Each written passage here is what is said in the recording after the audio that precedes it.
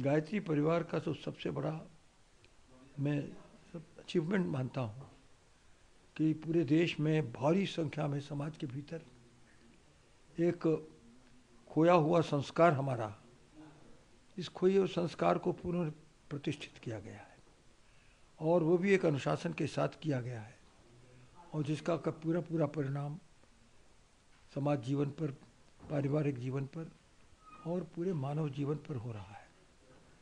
ये तो एक पूरे वैश्विक संगठन का कार्य है जो महाराज जी करके गए हैं और इसकी आधारशिला हमारे वेद हैं।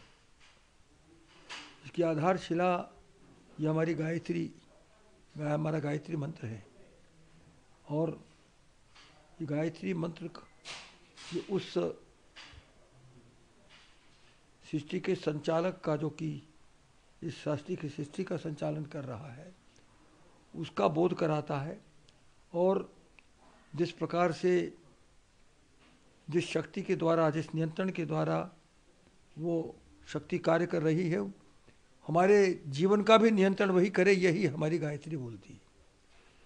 और ये वास्तव में तो हमारे प्राचीन ऋषियों ने जो जीवन दिया था, उसी जीवन की कला उन्होंने यहाँ पर सामान्य समाज के भीतर प्रदर्शित किया। आज का युग बदल गया है। लोग कहते हैं युग बदल गया है, मैं समझता हूँ कि जो आज नई नई विधाएं हमारे देश के भीतर, हमारे संसार के भीतर प्रारंभ हुई हैं, तो जो हमारी प्राचीन विद्या है, उस विद्या के प्रसारण के लिए उन विद्याओं का उपयोग होगा तो एक भारी परिवर्तन इस देश में फिर से सतयुग का आएगा। और ये गुरुदेव कह कर गए हैं, इसमें कोई संशय नहीं है, युग परिवर्तन का समय आ गया है। और हमारे प्रणव पंड्या जी कहते हैं कि ये 10 वर्ष देश के इतिहास के लिए बहुत महत्व के हैं। कभी समय चलता है तो धीरे धीरे लगता है धीरे धीरे चल रहा है, कभी समय तेज़ी के साथ चलता है। अभी तो समय तेज़ी के साथ चल रहा है, चलेगा।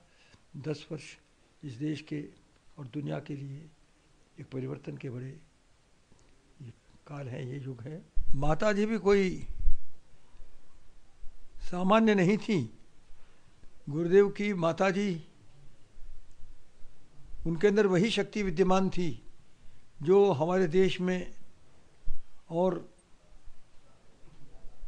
कभी प्रभु राम के रूप में सीता जी दिखाई देती हैं, तो जिनका जीवन बहुत ही त्यागमय और बहुत ही आदर्श जीवन, और सबसे बड़ी बात मैंने जो उनमें देखी कि उनमें एडमिनिस्ट्रेशन की, प्रशासन की कला बड़ी ज़बरदस्त थी और इतने बड़े संगठन का प्रशासन उन्होंने अपने हाथ में संभाला महाराज जी के जाने के बाद, और एक उदाहरण पेश करके गई हैं।